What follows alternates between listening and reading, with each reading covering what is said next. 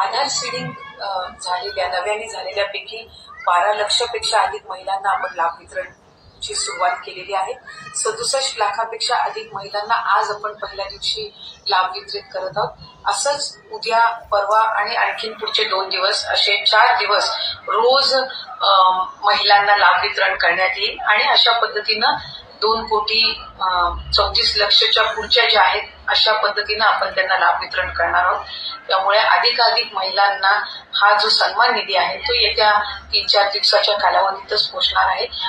कुठले निकष कशा पद्धतीनं लावले जातील, कशा पद्धतीनं बदलले जातील, कशा पद्धतीनं कुठली जर एखादी तक्रार आली तर त्या संदर्भातली कशी स्क्रुटिनी केली जाईल हा निर्णय शासनाचा आणि विभागाचा राहतो। त्याच्यामुळे अद्याप तरी त्या संदर्भामध्ये कुठेही चर्चा नाही, अद्याप त्या संदर्भामध्ये कुठेही चौकशी किंवा कुठेही त्या संदर्भातली कारवाईचा विषय झालेला आहे। अशा संदर्भातला नियमही नाहीये। आपण जर GR मध्ये बघितलं तर 2.5 लाखापेक्षा कमी उत्पन्न असणारे, रेशन कार्ड त्यांचं पिवळं किंवा केशरी किंवा उत्पन्नाचा दाखला असणारे, अशी सगळी स्क्रुटिनी होऊन आम्ही सुरुवातीपासून एक गोष्ट म्हणत आलो की 2.5 कोटीपर्यंत लाभार्थी हे मॅक्सिमम असू शकतात आणि त्या पद्धतीनं जर आपण बघितलं तर रजिस्ट्रेशन मध्ये सुद्धा केलं त्यावेळेला 2,34,00,000 महिलांना आम्ही डीबीटी केलेलं होतं। म्हणजे साधारणपणे त्या आकड्याच्या आपण जवळपास आहोत। त्यामुळे त्या पद्धतीनं आपण हे केलेलं आहे। मला वाटतं मुख्यमंत्री मोदयांनी ज्यावेळेला शपथ घेतली त्या दिवशी सुद्धा पत्रकारांसोबत संवाद साधताना काही वर्तमानपत्र आणि पत्रकारांनी त्या संदर्भातली त्यांना विचारणा करण्यात आली त्यावेळेला त्यांनी हे सांगितलं की जे बजेट सेशन होईल, पुढचं बजेट सेशन होईल त्यामध्ये जे 2100चा लाभ हा महिलांना आम्ही आमच्या मॅनिफेस्टोमध्ये कबूल केलेला आहे त्या संदर्भातली जी काही योग्य ती घोषणा आहे ती केली जाईल। आता 1500चा लाभ आहे आणि जे लाभार्थी आहेत जे व्हेरीफाईड झालेले आहेत ज्यांना गेल्या महिन्यांपासून लाभ मिळत आहे त्या पद्धतीनं त्यांना एक तर विरोधकांनी सुरुवातीपासूनच या योजनेवर टीका केली। ज्या वेळेला 28 जून रोजी ही योजना जाहीर झाली त्यावेळेला सुद्धा त्याच्यावर टीका करण्यात आली। स्वतः त्या योजनेवर टीका केली की 1500 दिल्यावर मग राज्याचं काय होणार, राज्य कपात। सर्वात महत्त्वाकांक्षी योजना म्हणजे मुख्यमंत्री माझी लाडकी बहीण योजना। आज राज्याचे मुख्यमंत्री देवेंद्रजी फडणवीस साहेब, उपमुख्यमंत्री आदरणीय एकनाथजी शिंदे साहेब आणि उपमुख्यमंत्री अजितदादा यांच्या सूचनेनुसार त्याच्या वितरणाची सुरुवात, सन्मान निधीच्या वितरणाची सुरुवात आपण आजपासून करत आहोत। डीबीटी केलेलं होतं आणि त्यावेळेला जवळपास 2,34,00,000 पेक्षा अधिक महिलांना आपण या योजनेअंतर्गत लाभ दिला होता। करत असताना यामध्ये 2,34,00,000 महिलांचा समावेश तर आहेच, पण ज्या महिलांना आधार सीडिंगमुळे लाभापासून वंचित राहावं लागत होतं त्याच्यातल्या सुद्धा ज्यांची आधार सीडिंग झालेली आहे त्या लाभार्थ्यांना सुद्धा आज आपण लाभाच्या वितरणाची सुरुवात सन्मान निधीची करत आहोत आणि साधारणपणे 2,34,00,000 आणि आधार सीडिंग झालेल्या ज्या लाभार्थी असतील त्यांना लाभ वितरणाची सुरुवात आजपासून। आधार सीडिंग झालेल्या नव्याने झालेल्यापैकी 12 लक्षपेक्षा अधिक महिलांना आपण लाभ वितरणची सुरुवात केलेली आहे। 67 लाखापेक्षा अधिक महिलांना आज आपण पहिल्या दिवशी लाभ वितरित करत आहोत। असंच उद्या, परवा आणि आणखीन पुढचे 2 दिवस असे 4 दिवस रोज महिलांना लाभ वितरण करण्यात येईल आणि अशा पद्धतीनं 2,34,00,000च्या पुढच्या ज्या आहेत अशा पद्धतीनं आपण त्यांना लाभ वितरण करणार आहोत। त्यामुळे अधिकाधिक महिलांना हा जो सन्मान निधी आहे तो येत्या 3-4 दिवसाच्या कालावधीतच पोहोचणार आहे। माझी सर्व माता भगिनींना मनापासूनची विनंती आहे की आपल्याला लाडकी बहीण योजनेचा लाभ राज्याचे हे 3 लाडके भाऊंच्या माध्यमातून मिळतच आहे, पण याचा आपल्या पुढच्या ज्या उद्योगधंद्यांसाठी असेल, आपल्या वैयक्तिक जीवनामध्ये आरोग्यासाठी असेल, आपल्या कुटुंबासाठी असेल, स्वतःसाठी याचा निश्चितपणाने आपण योग्य तो वापर करावा। लाडकी बहीण योजना अतिशय बारकाईनं आम्ही राबवलेली आहे। साधारणपणे 2,40,00,000 पेक्षा अधिक महिलांपर्यंत आज या योजनेचा लाभ पोहोचत आहे आणि ही योजना सुरू झाल्यापासून त्याची चांगल्या पद्धतीनं स्क्रुटिनी करणं, 2.5 लाखापेक्षा कमी उत्पन्न असणारे, 1 लाखापेक्षा कमी उत्पन्न असणाऱ्या माता भगिनींचे फॉर्म भरून घेणं, ते ऑनलाईन करणं, आधार सीडिंग करणं, अशा पद्धतीनं ते केलं गेलेलं आहे। त्याच्यामुळे कुठेही स्क्रुटिनी ही 2.5 कोटी महिलांची किंवा लाभार्थ्यांची होणं हे शक्यही नाहीये आणि ते करणंही नाहीये, कारण आज त्या महिला 5 महिन्यापासून लाभ घेत आहेत। एक आणि दुसरी गोष्ट म्हणजे कोणाची जर तक्रार त्या संदर्भामध्ये पुढं मागं कधीही म्हणजे आज मी आमदार म्हणून आपल्या सर्वांसोबत संवाद साधत आहे, मंत्री म्हणून तीही त्या संदर्भातली कुठली स्पेसिफिक तक्रार जर आली तर त्या संदर्भातला जो काही तेवढ्या पुरतची स्क्रुटिनी करण्यात आली. म्हणजे उदाहरणार्थ एखाद्या XYZ जिल्ह्यातल्या 100 लाभार्थ्यांबद्दल जर तक्रार झाली तर त्या 100 लाभार्थ्यांपुरतची चौकशी करायची किंवा नाही हा सुद्धा, किंवा स्क्रुटिनी करायची किंवा नाही हा सुद्धा निर्णय हा शासन जर तशा पद्धतीचं कधी काही घडलं किंवा आलं तर त्या संदर्भामध्ये घेण्यात येईल.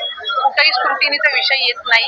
लाभार्थ्यांना त्यांच्या जो काही लाभाचं वाटप आहे किंवा DBT आहे हे ज्या वेळेला राज्याचे मुख्यमंत्री देवेंद्रजी फडणवीस साहेब, उपमुख्यमंत्री एकनाथजी शिंदे साहेब आणि उपमुख्यमंत्री अजितदादा यांच्या मंत्रिमंडळामध्ये किंवा मीटिंगमध्ये ज्या वेळेला तशा पद्धतीच्या सूचना दिल्या जातील त्या पद्धतीनं पुढचं DBT हे निश्चितपणाने होईल.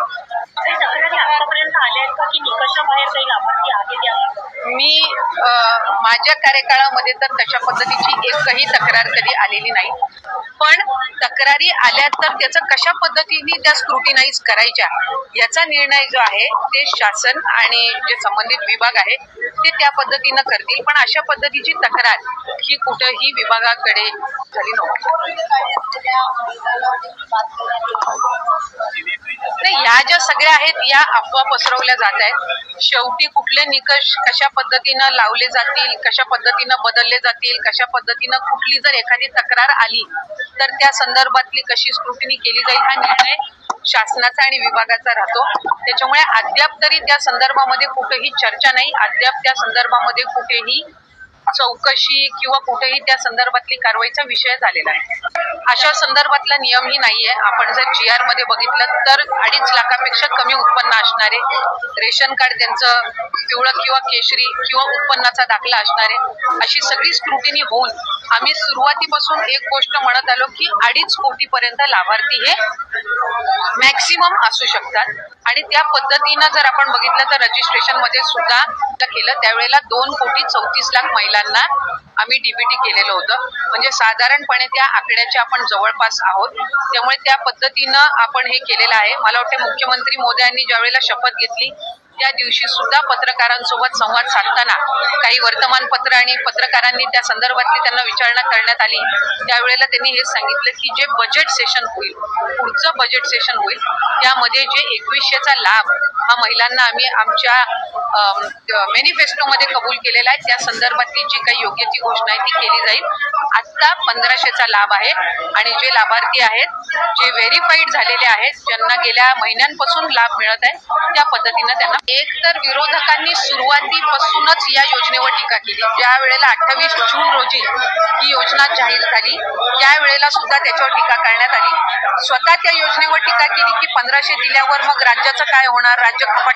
सर्वात महत्वाकांक्षी योजना म्हणजे मुख्यमंत्री माझी लाडकी बहीण योजना.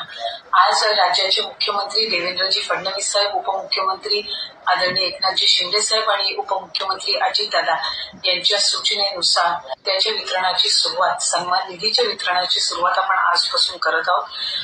DBT केलेलं होतं आणि त्यावेळेला जवळपास 2,34,00,000 पेक्षा अधिक महिलांना आपण या योजनेअंतर्गत लाभ दिला होता. करत असताना यामध्ये 2,34,00,000 महिलांचा समावेश तर आहेच, पण ज्या महिलांना आधार सीडिंगमुळे लाभापासून वंचित राहावं लागत होतं त्याच्यातल्या सुद्धा ज्यांची आधार सीडिंग झालेली आहे त्या लाभार्थ्यांना सुद्धा आज आपण लाभाच्या वितरणाची सुरुवात सन्मान निधीची करत आहोत.